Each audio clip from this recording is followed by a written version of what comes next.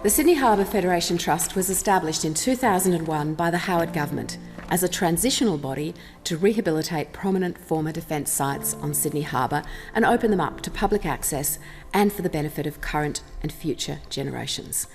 In that time, quite a bit has changed for the Trust. Its portfolio has grown, its life has been extended, and it has successfully opened up all of its sites to the public, with only some small areas still closed.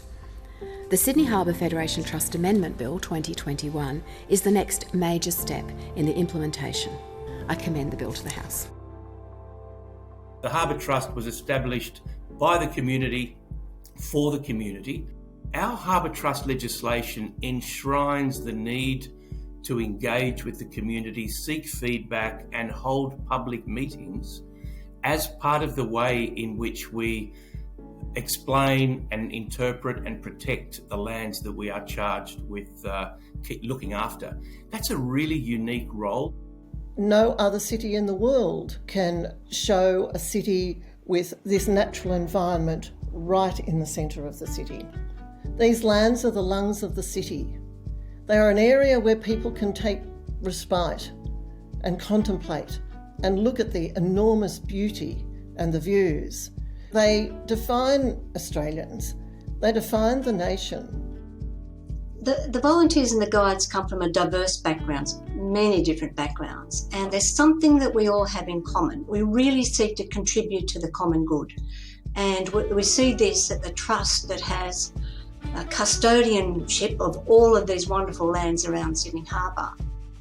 I've been volunteering for the Harbour Trust for pretty much nearly 20 years, which is quite a long time, I think. I think it's the fact that it's interesting, it's fun. You're with fellow volunteers or fellow people that are around about the same age, similar interests. But I think you get, as much as you give, I think you get more back.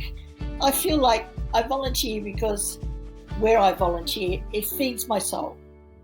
What the Sydney Harbour Federation Trust means to me is an organisation that is there to protect country, to protect sites that have different meanings to different communities. It means so much to me that I stay a part of Sydney Harbour Federation Trust because I'm not doing this for myself. I'm doing it for the wider community. I'm doing it for future generations. The community and the government has shown over recent times a real investment in the success of the Trust. It helps us to be empowered as a board to keep doing what we're doing, but it also helps to keep our true north as being a connection with the community, respect for the history of our sites, and an ambition to keep telling the stories for the benefit of future generations.